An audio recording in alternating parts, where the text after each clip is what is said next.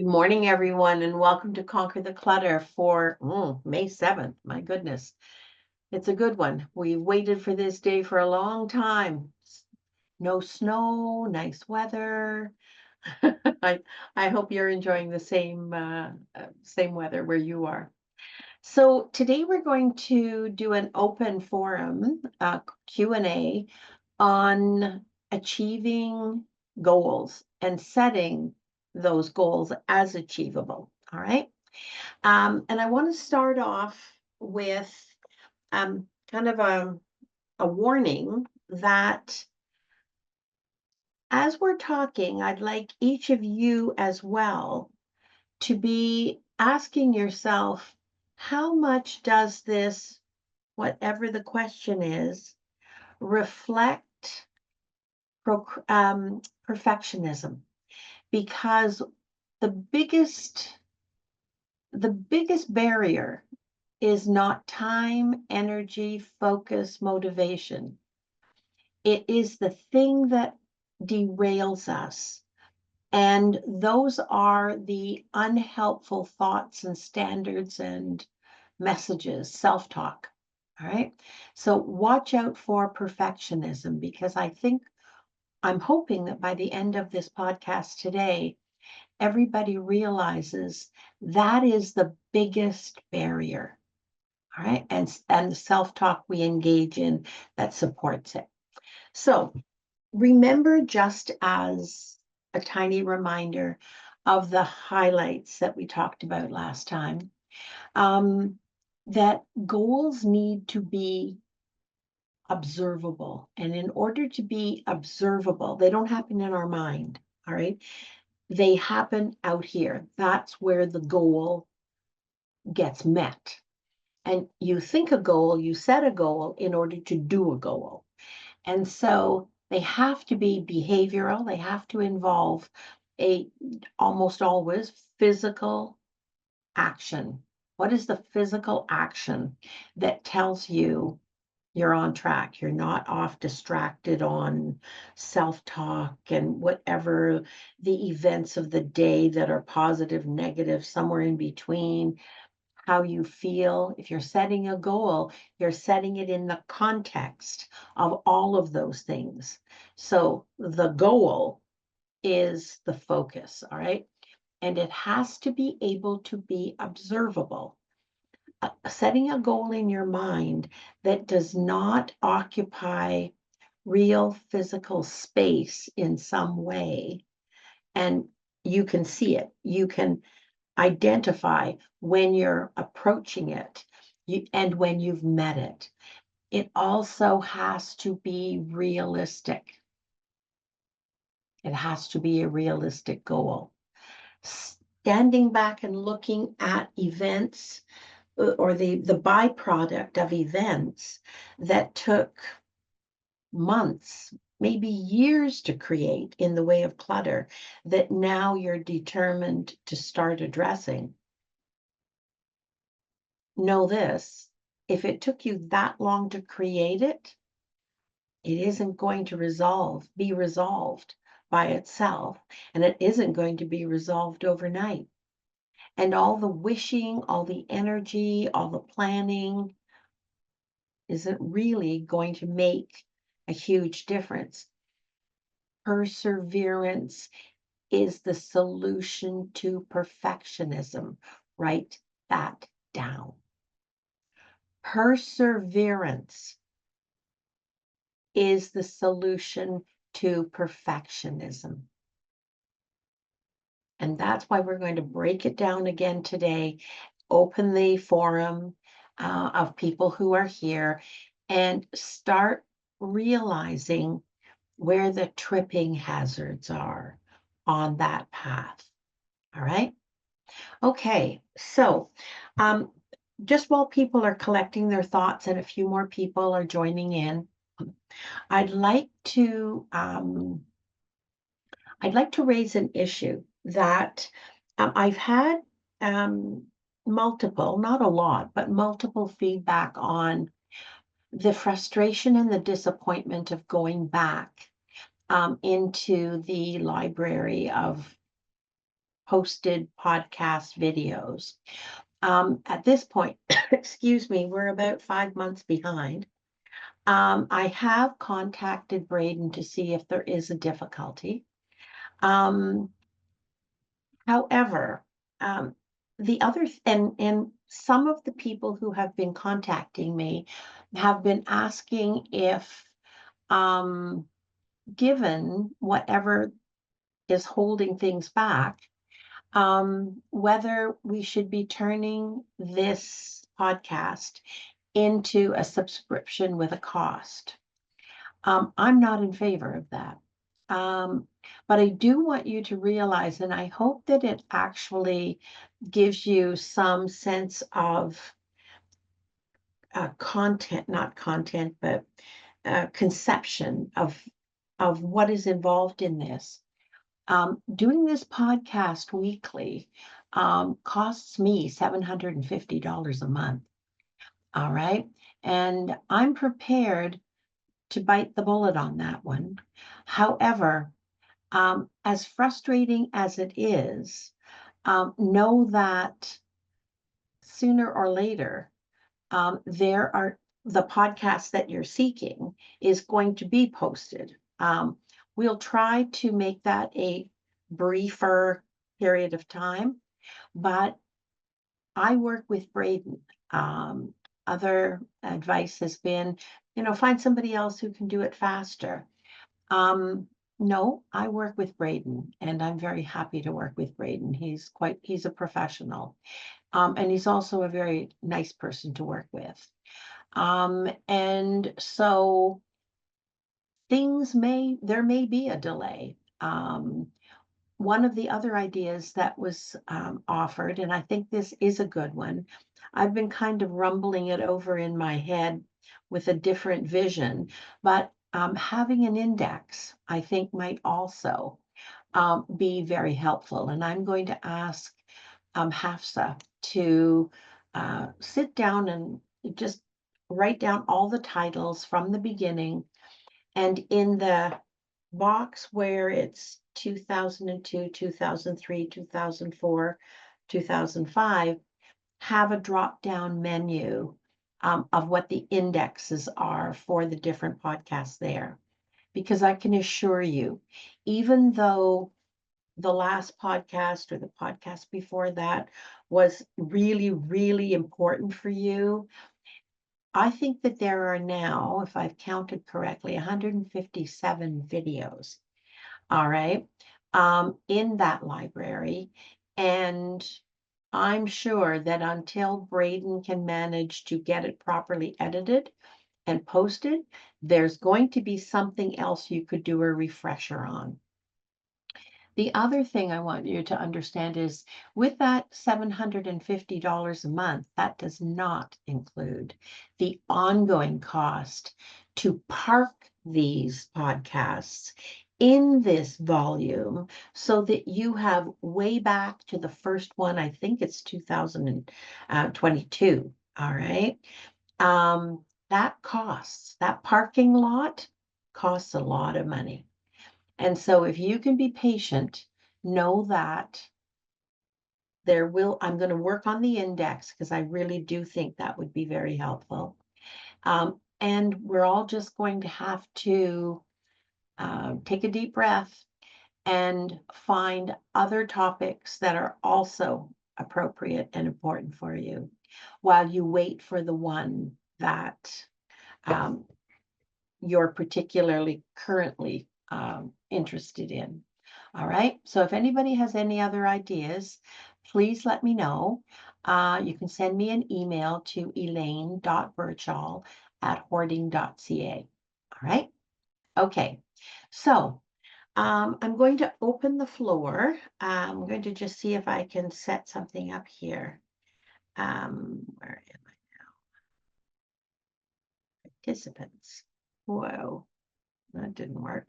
All right, we've got 42 people already. Who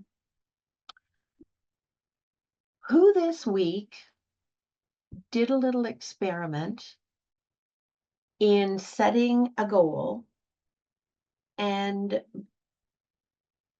facing the frustration, because it can be frustrating when you're rethinking how to do something really important to you and you're anxious to make progress and get it done. That can be really frustrating.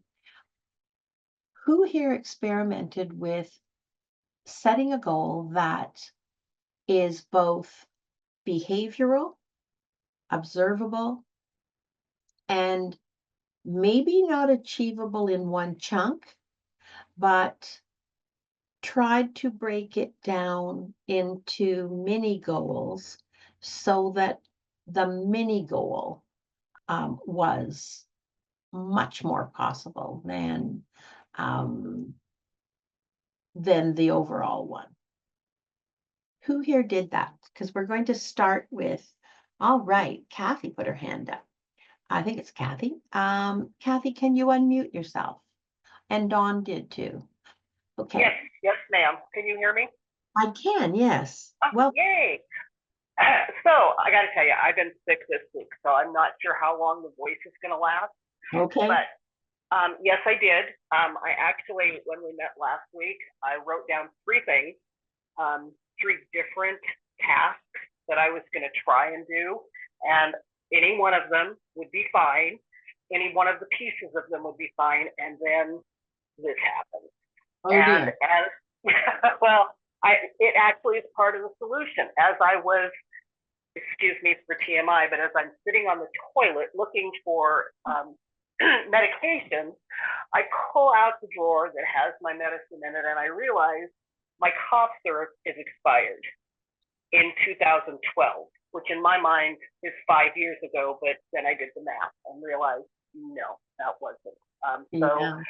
I'm in a situation where I'm not feeling well. I'm trying to find cough medication, and I've held on to this for how long? Thinking, someday there'll be an emergency and I'll need it. Okay, here's an emergency and it's not meeting that need. So, long story short, pivot. I need to start letting go of things that I've held on to in case of emergency. And then when the emergency hits, it's not serving that purpose. Mhm. So I've been out of work. My coworkers have contacted me and said, is there anything we can do? And no, I'm fine. And finally, somebody that I was comfortable with, I said, my cough syrup expired in 2012. Maybe I might want some more current cough medicine. So, we've got some here at the office. Let me just bring it by, stick it on your doorstep. I spent 15 minutes going through and pulling out medication that was obviously not ever going to do what it was supposed to do. Was that on my list? It might do the opposite too. Exactly. Was that on my list of things to do? No. But I feel really good about it. Yeah. And then as I got to feeling better, one of my others was to clear out the stuff, and it's kind of on that same vent, out of my refrigerator that was past cold date. And I started out with, I'm going to clean the fridge and the freezer. Yeah, okay. Well, we all know how that went. So as I'm dealing with not feeling well, one drawer. I'll take 10 minutes and I'll go through one drawer. Exactly. That's what you need to do. Chunk it down. Yes. And I found myself saying those exact words, Elaine, chunk it down. I don't have to do the whole thing. I can do the butter section, rest, come back, and do a crisper drawer. I can do a shelf, and it's not done, but I have space where I did not have space before, and I have less stuff that is no longer current, usable, or valid. And my big goal, then suddenly I've got all this stuff and I'm not feeling great. So my big goal one day was to make it clear to the dumpster with the trash. And I have 2 bags of trash out of the house. I know it's gone. I open my refrigerator door. I open the drawers in my bathroom and I have space. Ta-da! Good for you. Good for those keywords. Truly. Yeah. Chunk it down. And I had to, because I had nothing in the tank. I had no energy. I had no ability. Anyway, I think that's all the voice I have as well. But I did want to share that, yes, your words resonated all week, my dear. Thank you. Good, good, good. And you know, the other thing I want everybody to remind themselves, you might have less, but you know you can count on what you do have. You're not, this is not false promise, false security that, yeah, I've got it, I'm covered. But not only will the stuff maybe not work well, all right, and you'll end up stuck, sick, maybe not able to go out and get more, probably in these days with the things that are going around, not able to go out and get any more. And maybe the stuff as it ages doesn't just lose its vitality and its effectiveness, depending on what it is, it might have the adverse effect as well. So I'm with you that it's really important, no matter what we have, how much we have, all right, that it works for us and that it gives us the payoff that we were looking for when we got it. All right. And food is another thing, you know, when you leave food, I'm kind of in the mid-range with best before dates, very dairy, meat, chicken, that kind of thing.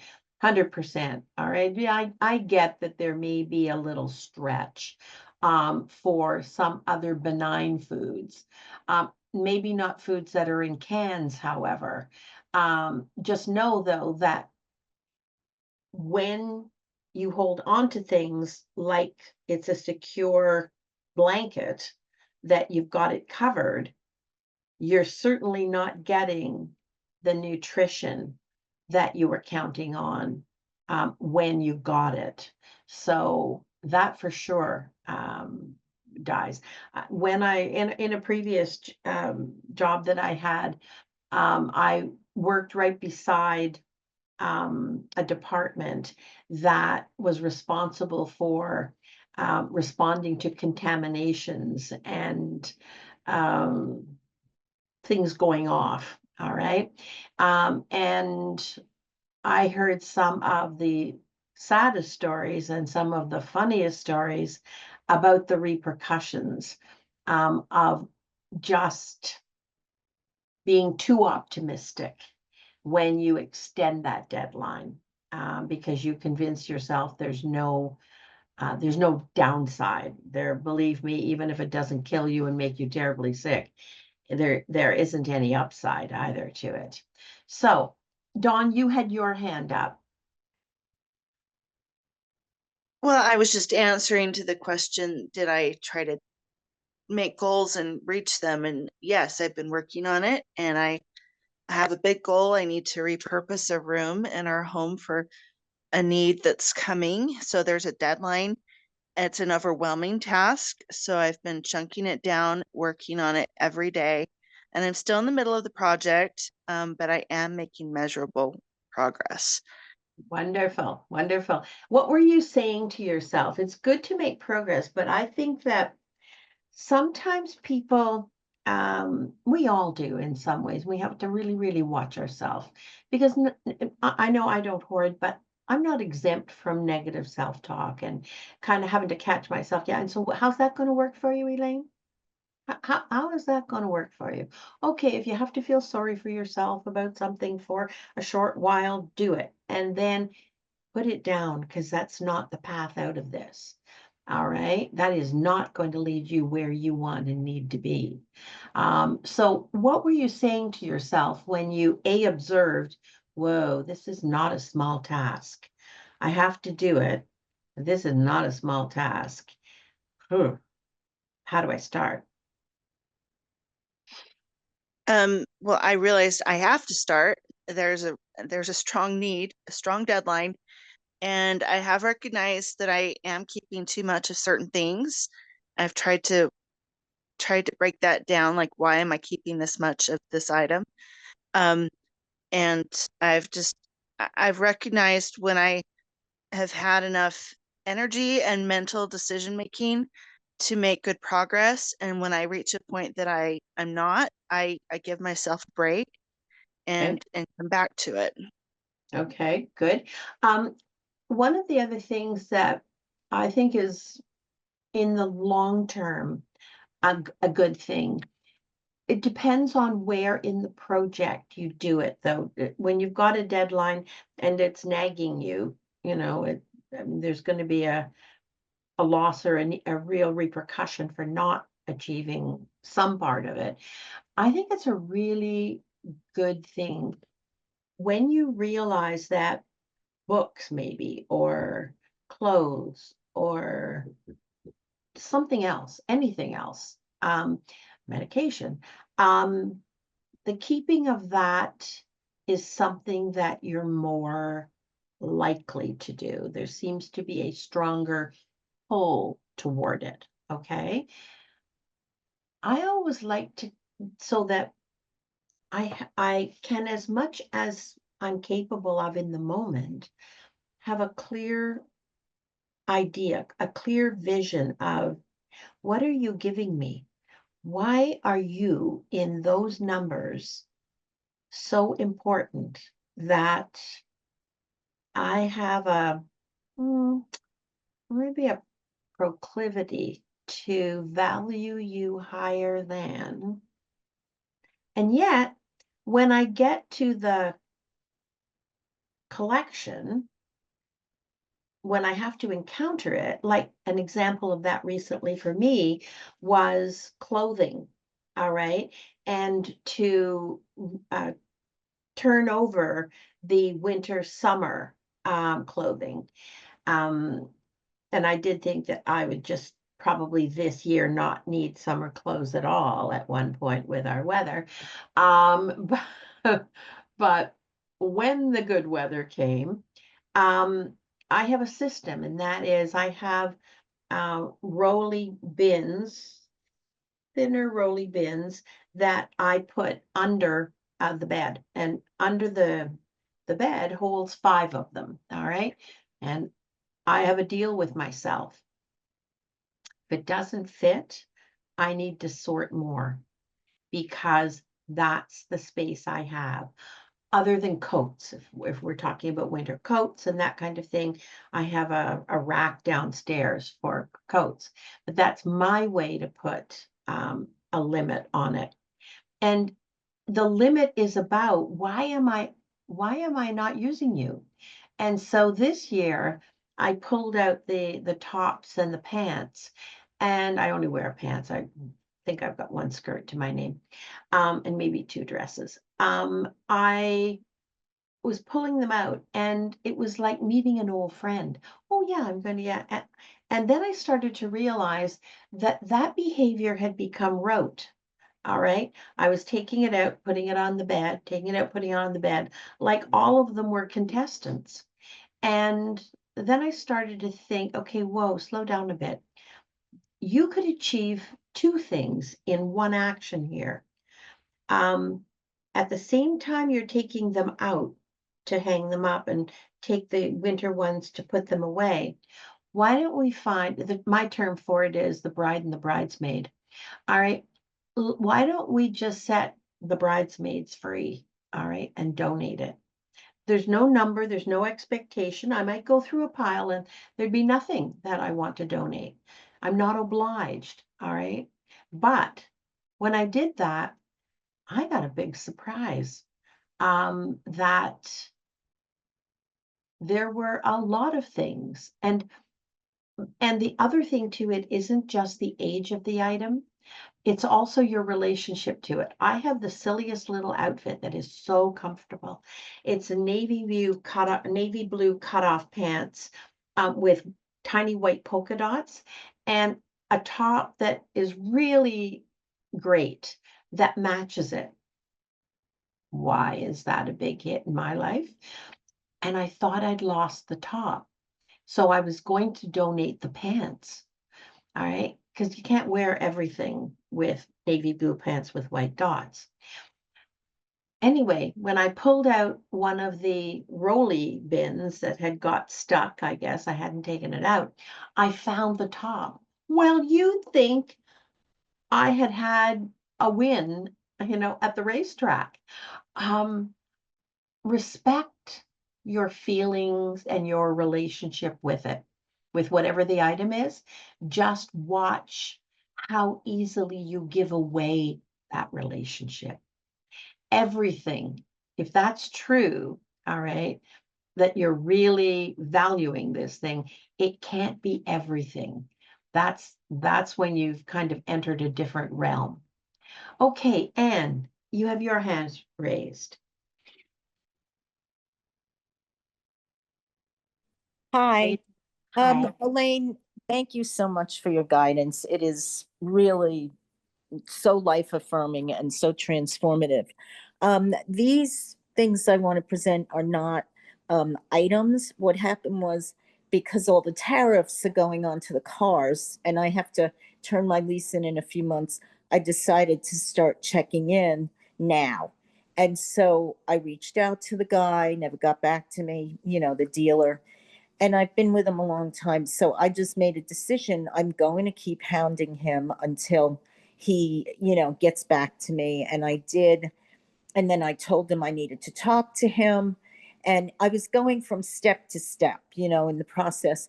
I got a hold of him. We talked on the phone at length. He gave me all the info. Now I need to make a decision, which I will make next week because there's other things. And it was really good. It was very concise and I kept pushing. So that's pretty much taken care of. And now I also have to sign up for Medicare. So last week I made the decision that I have to look at this, start looking at it, and it was daunting. And then suddenly my friend who knows I have to sign up sent me an email on 2 classes, low cost, one was that night and next week. And I went to the class, I signed up right away. And the woman, it turns out, gets commission from the insurance companies. So she works with you for free. So Oh. I'll have a call with her today to set up the appointment, to get everything rolling, to go over it all with her. And she's going to help with a lot. So that feels like it's in process, which I pushed through to get to. And now I also have, I'm a lay minister, so I have to do a service on Sunday. And the sermon is done, but there's coordinating with the people, the music, figuring out, the time frames, what I do, what my prayers will be.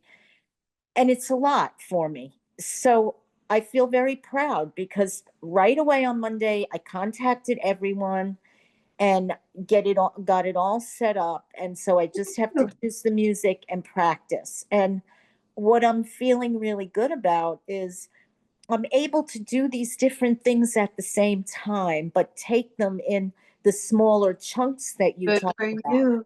Good for you. Yeah, thank you so much. Chunking down is great. Chunking down. We're chunking down chicks. Nora and then Ola. Yeah.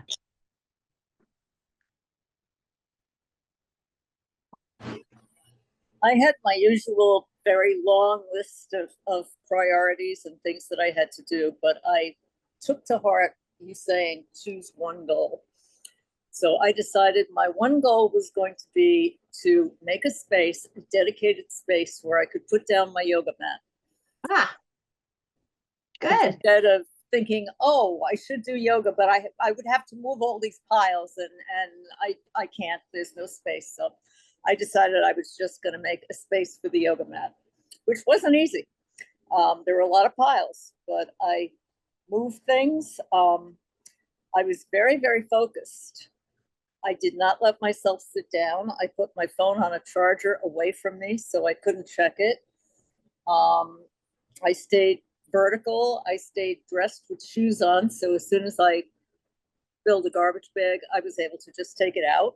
Good for you. Yeah, because Good for you. usually I just piled them in the hallway and make a bigger mess. But this time I took them out. Because that's a soon as I real filled win. them. As it leaves, that's a real win. It Yeah. is. It makes a Yeah. big difference. Yeah, Because it does make a big difference. looking at a clear hallway versus a hallway full of bags and boxes. That when you look at it, then is so over, you're happy you did the work, but you're so overwhelmed with what has to happen in order to actually complete the task. That's the chunking it down. Yeah, a deter, if you wear inside shoes or outside shoes, whatever you're doing, you've got them on so that you can act as you go and chunk down 1 or 2 bags at a time that you go. Yeah, good for you, Yeah. Nora. It made a big difference. So by the end of the day, I had a clear space for my yoga mat and I put it down and I just sat here feeling so proud of myself. Yeah, no kidding, no kidding. That is really good. Good. It Well made a done. huge difference. Good for you. Ola, there you are. So I struggle with collecting books, and even if I chunk it down, I feel that I can't let go of, and the longer I go, the harder the choice become because I get distracted with like, perhaps I am going to read it, but like at the core, I do know that like it would take me 100 lifetimes to read whatever I already possess. But yet I feel compelled to keep purchasing, and Okay. and I don't understand what is wrong with Books me are big. that There's I nothing, need to there's nothing purchase. wrong. There's nothing wrong with you. There's nothing wrong with you. No, it's, don't even go to what's wrong with me, okay? Go Okay. to, go to why are books so important, all right? And here you're sort of in what you're expressing right now is one of the top 3 things that people keep, all right? Books are like an easy way to go on vacation and not have to even put your shoes on. They're a great way, depending on the author that you choose, that you can be part of a relationship. And you can have the hormonal response of the happiness and the satisfaction and the conflict and the what it mimics a good author mimics real life. So you're part of the story. You're like an observer of the story, but inside. Um, it offers information as well. And the way they title, if you just look at books, particularly the self-help books, they are titled, Yes, all exactly. right, like they are the solution for world peace. All right. The titles are so dynamically promising that this is what I need. And the desperation that people feel for solutions is really triggered. All right. One of the things and I like books, but I like books on my topics, uh, treatment and approaches for things and the science behind. Um, Same. yeah, but you know Yep. what? You know what I've started to do because I have to walk the talk, or I have no right to be talking and coaching anybody. All right. So I feel I have like a professional and a personal obligation to walk the talk and face the challenges. Um, One of the things, if a book stays too long and I'm not using it at all, or it's not part of a grouping on a topic that every so often I want to come back to. David Burns is that. Mm. Jane Burke is that. There are 1 or 2 other therapists who I really respect, and they're on the subtopics of comorbidities around hoarding. Then you know what I do? I may make a mistake, but if I want new books, all right, on something, so the more current, I have to make space. I have it isn't a limited, but I have limited the space. It's a sizable space, but that's what it is. And if I can't fit the book I want on it, then something has to go. Um, and it's not necessarily the older books. Some of the classics that are just so sound that they probably will never leave. It's just based on, was I ambitious when I bought that book? Or so why haven't I used it then? So the other thing about books is I have about 4 books, brand new. I bought them for a client, and the client has changed their mind. They don't really want them on FODMAP. So if anybody, the only thing you'd have to do is pay the postage. I will gladly donate them to What is the topic? FODMAP. It's when somebody has dietary problems to the point of like IBS, severe IBS. So email me if you're interested. And you can also call your post office and find their hard copy book. So find out what the cost would be. If it's worth your while, then let me know and send me the postage and I will have them shipped to you. Okay? Was there anything else, Ola? So what can I do to that when I'm in a store and I'm compelled to buy? What can I tell myself so I don't pick it up, so I don't buy it? All right. That's a Uh, hard question. No, it's not a hard question. I just want to not seem to be casual when I answer it. Don't go near the store because you can overstimulate yourself, all right, when you are in the environment where the Yes. temptation, yeah. So one of the things that I do, I'll tell you a little story. It's in the book. So I had 2 people, all right. One, the young woman who was in the book who had a $1,200 a day buying habit. All right.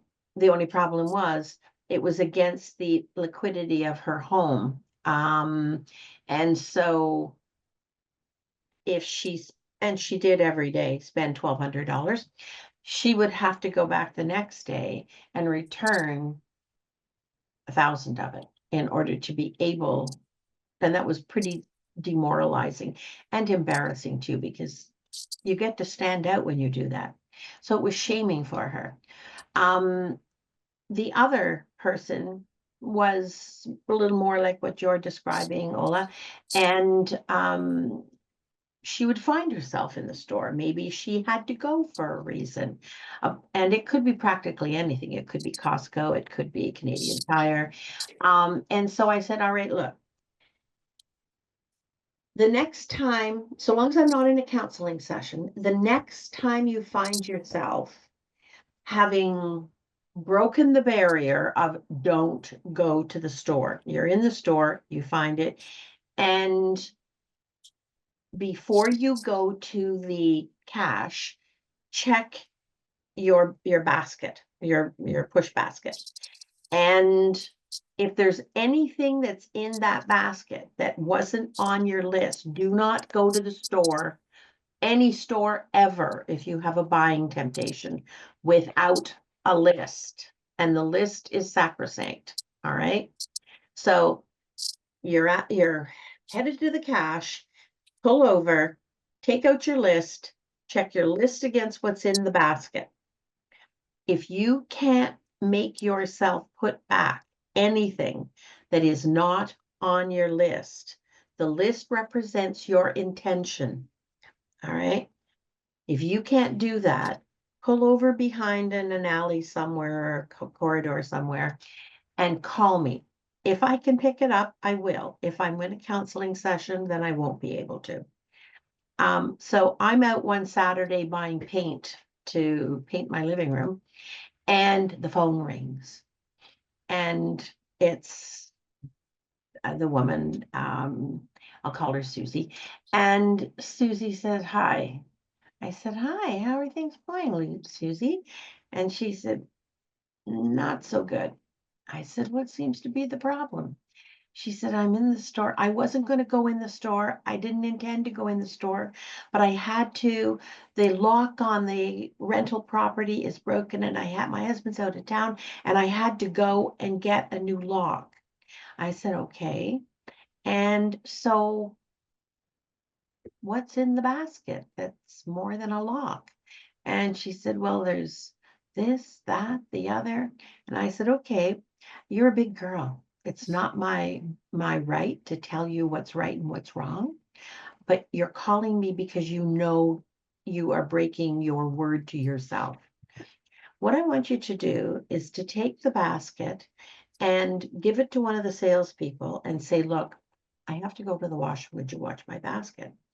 And she said, okay. And I said, you go in the bathroom, the ladies' bathroom. Hopefully it's a one-holer where you've got some privacy. I said, you lock the door, you look in the mirror, and you tell yourself the truth. I came here for a lock, and I've become vulnerable to temptation, and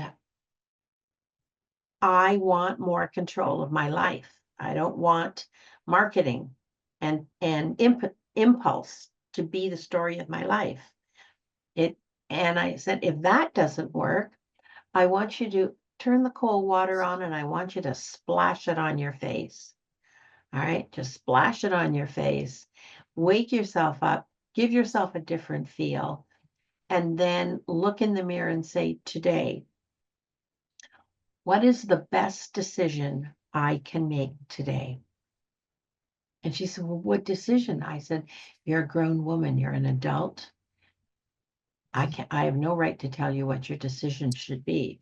I can help coach you around not falling prey to things you know aren't good, but you've got a really strong temptation. She said, okay. So about half an hour later, my phone rang, and she said, hi.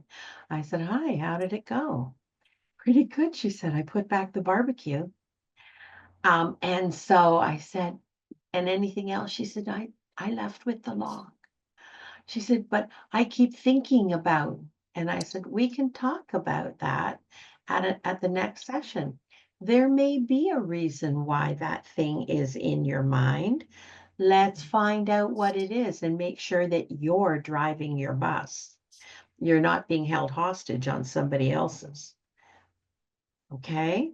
So Yeah, that appreciate that. Thank you. that's what I would say to you, and I would do that. All right. There's nothing like cold water. All right. A big splash of cold water that just kind of changes the feel. It'll wake you up. And then you get to ask yourself, what is the best decision? Not the decision I want, but really, truly, if my life depended on it, what is the best decision that I am capable of making today? Because if that is a good choice, you can go home, you can put it on the list for tomorrow, and you can follow that list. All right. The trick is to make yourself accountable.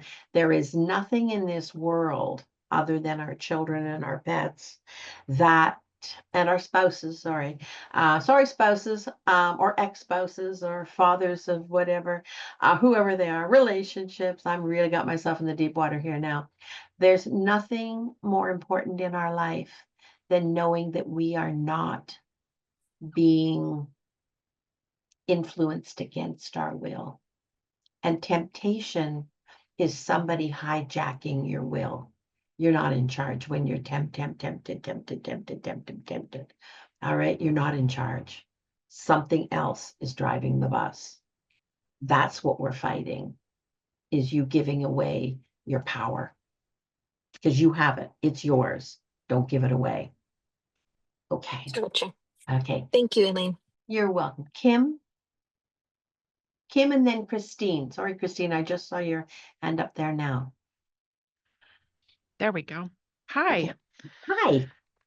I wanted to share, this weekend I went to a quilting retreat thing and quilting show, more to just support our community people. And when I got there, they did a presentation on all of these old quilts. And I've been saying for weeks, months, that I was going to pull out these old bed coverings from my ancestors and donate them to the museum. And I just haven't done it because I didn't really know where they were. Well, anyway, I went to this presentation and these ladies inspired me. So I went back home and dug through some stuff. And in this group, people know what it's like to try to look for something. I wouldn't suggest what I did, but I climbed over a bunch of stuff, got my grabber, and pulled them off a top shelf in a closet and finally got them. And I'm like, I am going to do this. Not safe, but I really felt the need to close the loop on this because it's been in the back of my head for a while. So you're not going to be able to see that, but it's a very ornate Nice. bed covering that's all applique. Oh my. And it's probably from the late 1800s, 1900s. Wow, I bet they're in tears with delight. And it's all hand stitched, and I have 2 of them that I'm going to donate. So I dug them out. I went back to the quilting retreat, showed the ladies, everybody gathered around. They called in all the quilters, and they all were just like, thank you so much for bringing them over. Oh, yeah. So it's been something I've been wanting to do for quite some time, and I just haven't taken the effort to do it. And I felt so good once it was done. Good for And then you. I emailed the people I need to donate it to. I haven't made an appointment yet, but it's on my list of stuff for this week. So it felt really good to get that out of my head because it's been bothering me that I haven't been able to find them. Mm. And I also felt good that I, got to share it with the group, and I'm going to donate them in name, in honor of the ladies that did the presentation, and they were all excited. Oh, So nice. Very, that very was fun nice. too. That's nice. And you know what? Isn't it funny though, Kim, that you in the here and now, all right, had so much else to think about that you weren't sure you knew where they were, but actually with clearing away the fog and stepping up the energy and the intent and the focus, your mind took you to the places where they ended up being.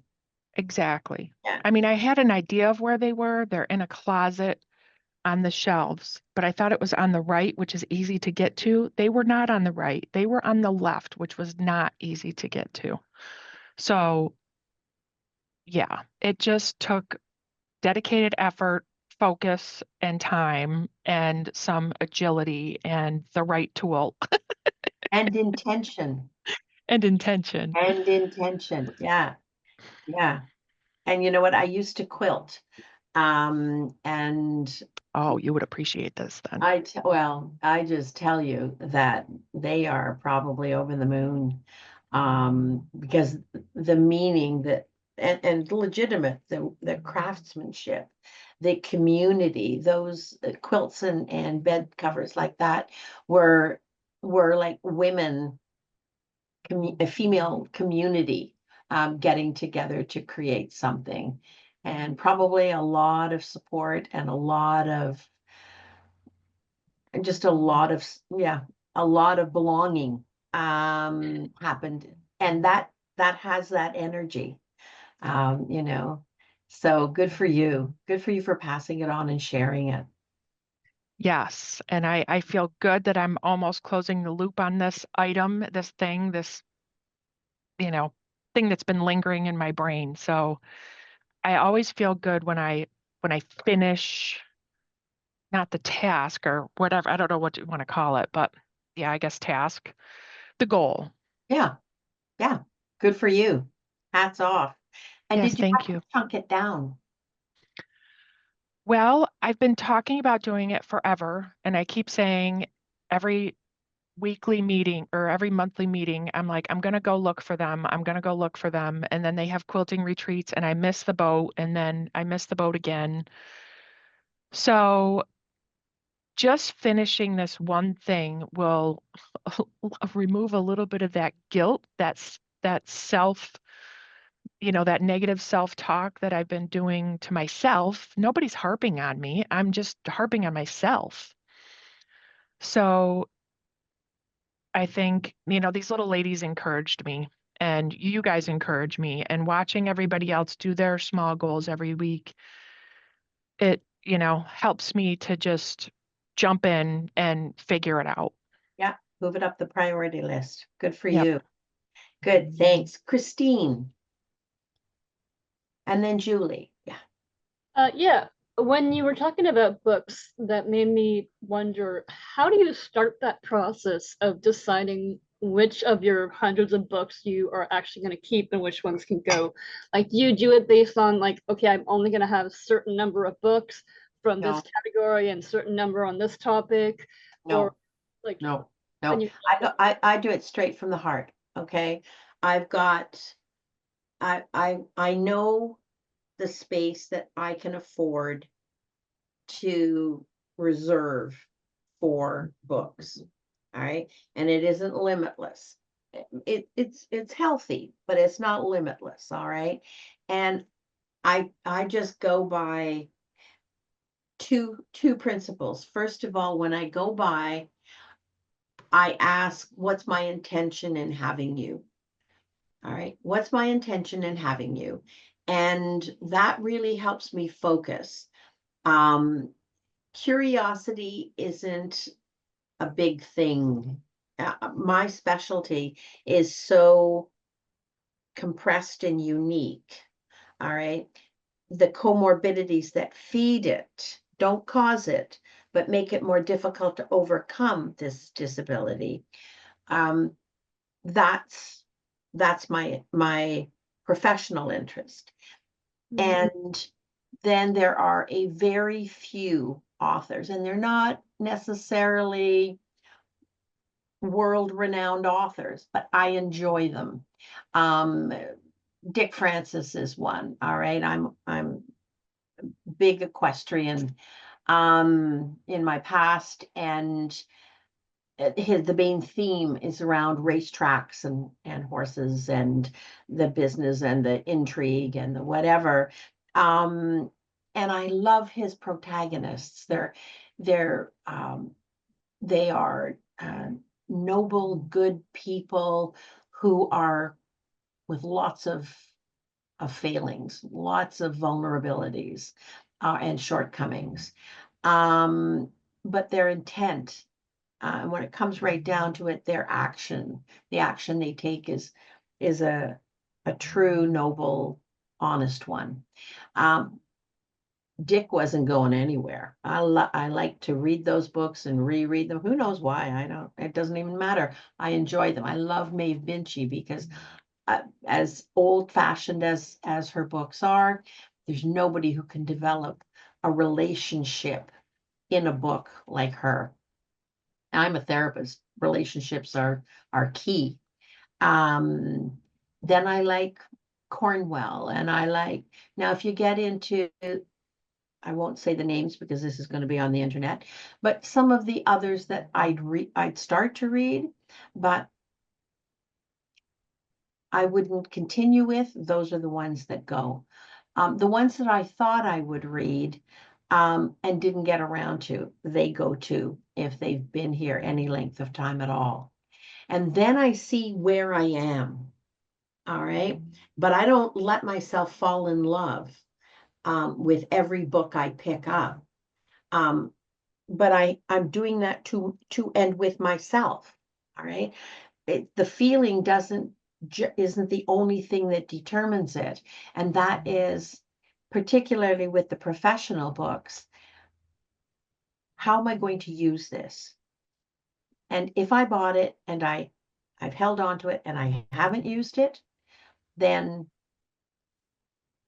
it goes. It goes if there's something else. If Jane Birka ever writes another book, that I'll be the first one there to get it, and it will be the DSM-5, for instance, sacrosanct. Books on depression, anxiety, ADD, ADHD, grief, trauma, adult or adverse childhood experiences, they would replace something on a lesser topic. but it's all from the heart. Because you're never going to get around to the things that, gee, I wish, or you would have done it by now. Make room for tomorrow. Make room for tomorrow. Don't fill everything up with yesterday. Keep the yesterdays that are most important to you. Keep the topics that are vital in some way to you. You can get the other things at the library. Mm. And sometimes if I've made a mistake and I let a book go, and then I think, wait a second, but I actually need it, or I need that information, it's a good source. I'll go on ABC Books and I'll buy it as a used book. Occasionally I would do that, but it's amazing how when it's gone, it's gone. And sometimes I've got a book here about why are we, I forget what the term is, but I saw the author being interviewed and I thought I'd like to know more about that. So I bought the book, and it's on my to read list. I'm not going to make it an imminent priority, but I'll tell you, quite often when I buy a book and I read it, I donate it later. I donate it after. I read the book. Okay, I've got the information now, and I donate it. That makes room for tomorrow. Now, I don't buy a hardcover copy of it. The other thing too is I know that, for instance, I am far more likely to read a book than I am to listen to a book. And so audiobooks and that kind of thing, probably not. Yep. And when I finish the book, I ask myself, okay, do you have what you need out of this book? And if you do, pass it on. Pass it on, donate it. Did that help, Christine? Yeah, If you have a lot of books, if you have a lot of books, yeah. chunk it. Okay. Take a selection of maybe 10, 20 books. All right. And sit down and have a come to truth moment with them and resist the urge. I test myself too, so that when I see something, then yeah, if it's that important, Elaine, why haven't you read it? Why haven't you made it a point to go and get that book and read it? Because when you bought it or when you received it, you recognized you have that book. It's back up here. All right. You don't forget anything. You just file it further back in the room in your head. It's there. When you walk by, and you see titles, why don't you pick it? Oh yeah, I remember. If you're never going to get around to it, accept it. Probably because you're doing something more interesting with today. Yeah. And It's just challenging when you have so many interests and you're like, this, like, especially with nonfiction, it's like, there's a book about some human rights stuff and then there's some books about some science stuff and philosophy, and it's like, this is all interesting to me. Like, I have a university academic brain that just wants to, like, fill me. Yeah, absolutely. But then sit down, but then designate if that is important to you, and you're allowed to have it be important to you. All right, Christine. Then sit down and dedicate.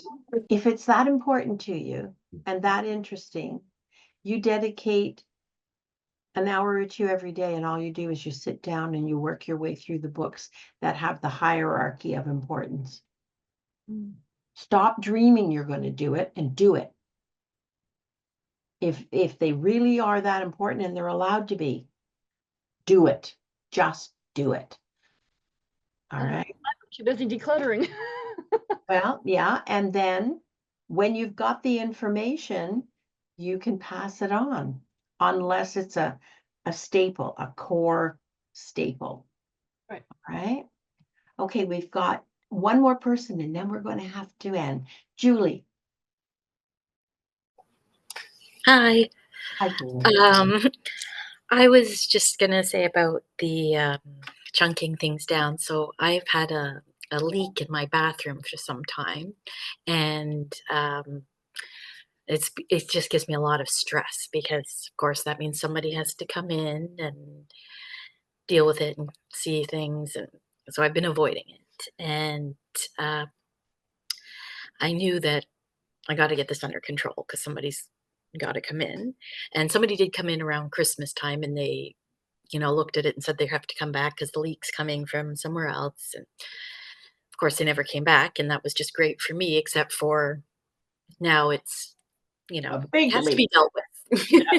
Yeah. So my goal last week was to deal with the bathroom so that I could Good for call and you. remind them that You've this is let still. yourself out of jail. Good for you. Good for you.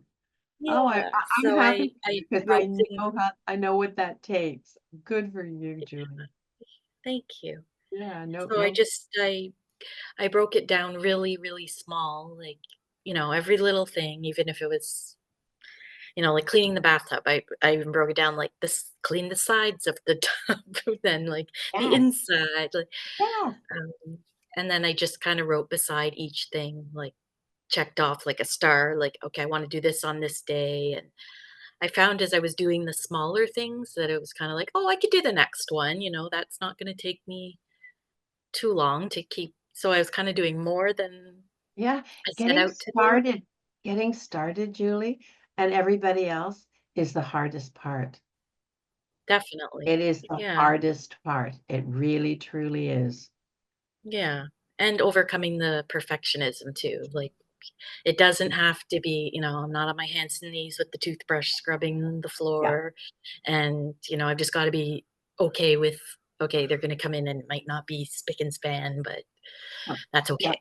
It's yeah, just, yeah, absolutely. The other thing too about getting started, that's why Jane Burkett in her book Procrastination mentions set a time. So Mhm. if X number of times a week or once a day for a brief period of time, and I say 15 minutes, okay? That's your start time. And unless war's declared, there is ephemeral bleed and projectile vomiting all at the same time. That Mhm. time is sacrosanct. Only because if you habituate that one opening in your day and practically nothing is allowed to become a higher priority, all you're really doing is keeping your word to yourself and habituating getting started with some small task. And what we habituate become after a time, when we've habituated it enough, that becomes far easier than it ever will be if you're starting from a dead stop. Yeah. Yeah. Yeah. Good for you. And I'm it really pleased to hear that. Thank you. And I was able to put it towards my work too, because I've just been getting overwhelmed with work and I was really getting behind, and my boss was really, I my know. last, yeah, as you know. And so I made a whole list too for the week, and just I'm now caught up. So and it's a really good feeling to, kind of wake up and see the list getting shorter too. Like, oh, there's only, you know, these things and I can get this done. And it's kind of a good feeling once you start and It see that is. it is achievable and things That's are getting done. that is really an interesting extra point there too that I'd forgotten about, but it is true that when you start one thing, it's like water spreading. Mhm. It benefits your approach um, to take on that same small chunk of the next thing that may be an entirely different um, action or task. But yeah, thank you for reminding there that it has a bigger effect. Getting started has a bigger effect than just the task you're looking at. Yeah. Yeah, Makes it you kind of does. realize that other things are achievable too, or that it's not Absolutely. so big to start or as scary maybe to Yeah, get started on something else. yeah.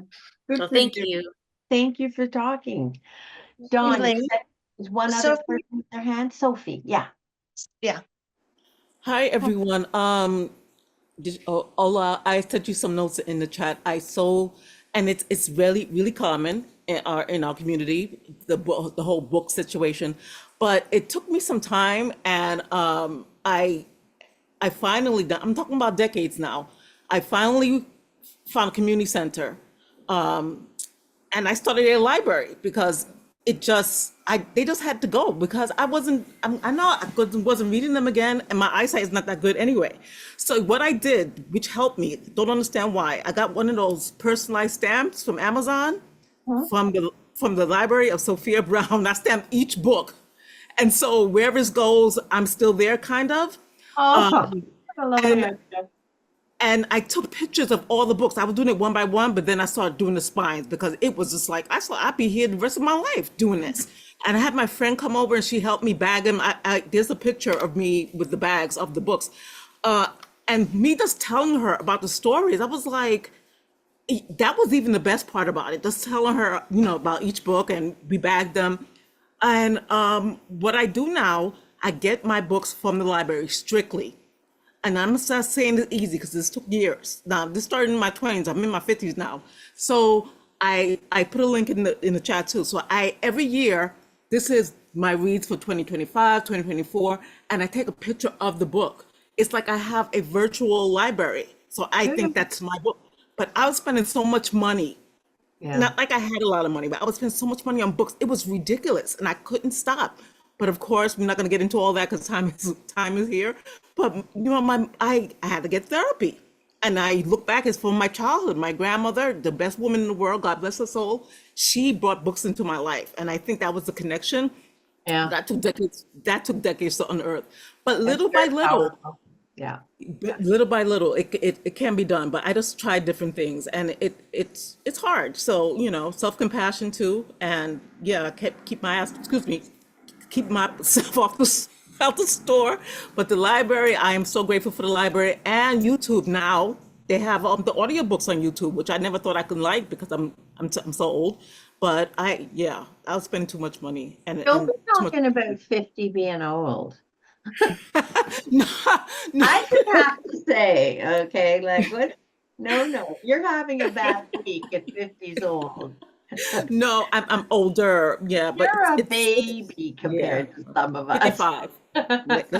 Let's put the other 5 on there. Oh, you're yeah, just getting started. It can be done. Yeah. It can be done. I know it's hard. Yeah. But thanks so much, Miss Elaine. You're welcome. You're welcome. Elaine, So, yes.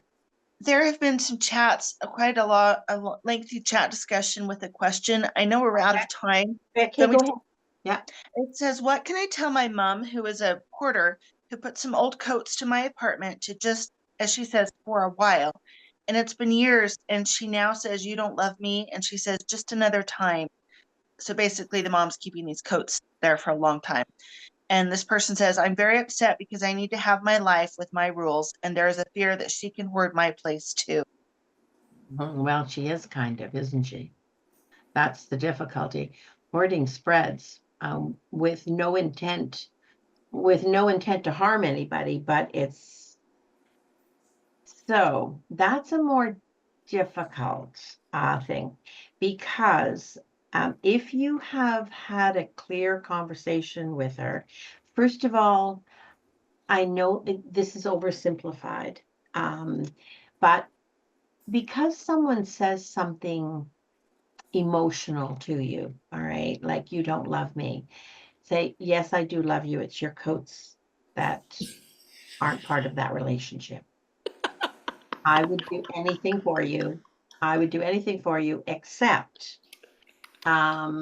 let you use my space for something that stays there. All right. And so I love you dearly, and it's unfortunate. I wouldn't say I'm sorry. Okay. It's unfortunate that that's the sense you're making of this, but here are your coats, and I would be happy to help you find a place to put them in your home, because when you need them, that's where they have to be. And I have to draw the line. Your space is your space, Mom. My space is my space. I wouldn't get into the hoarding. I wouldn't get into any blaming. I wouldn't get into any evidence-based whatever. These are your things. And I will help you find a space to put them, even if it's just to hang them over the back of a chair. All right. Because when you need these coats, well, I won't need them for a while. Then you need to think about who might. But my place is not your spaces. Keep the message simple. I love you dearly. I just don't love your coats. It does not, I wouldn't say I don't love your coats. That does not involve keeping your things. All right. That's not part of loving you, Mom. This is about your things are yours and they belong with you. My things are mine and they belong with me. And I have to draw that line very firmly. And you don't have to justify. This is your right. This is your space. Even if you have a bedroom in the house, no, this room is mine. This space is mine. That is yours. And how you resolve that, I'm going to leave up to you. Just keep it very simple and keep repeating it. You don't love me. Your coats have nothing to do with loving you. These are your coats. You need to house them. And don't say, I'm sorry you feel that way. You've got nothing to apologize for. Got nothing to apologize for. Say, it's unfortunate that's the meaning you're giving this, but these coats are yours. They belong with you because when you need them, you will be able, if they're at my place, you won't be able to access them. Well, you could bring them. No, that's not going to happen. It's a no, Mom. It's a no with love. These are your things. And I find I have to draw that line very firmly. Try it. Practice it in the mirror 100 times before you say it, so that you can feel a little more comfortable with setting that boundary and limit. One of the other things too, go back in the podcasts. I did a whole series on healthy boundaries and limits. Okay. I'm going to get Sarah or Hafsa to go through all of the podcasts and draw up a title list so that each year you'll see date such and such topic. And that'll be a drop down option as well, so that you can find these things. I wish you all the best week you've had in a long time, and I will see you next week. Take care, everybody. Can you do it? Yes, you can.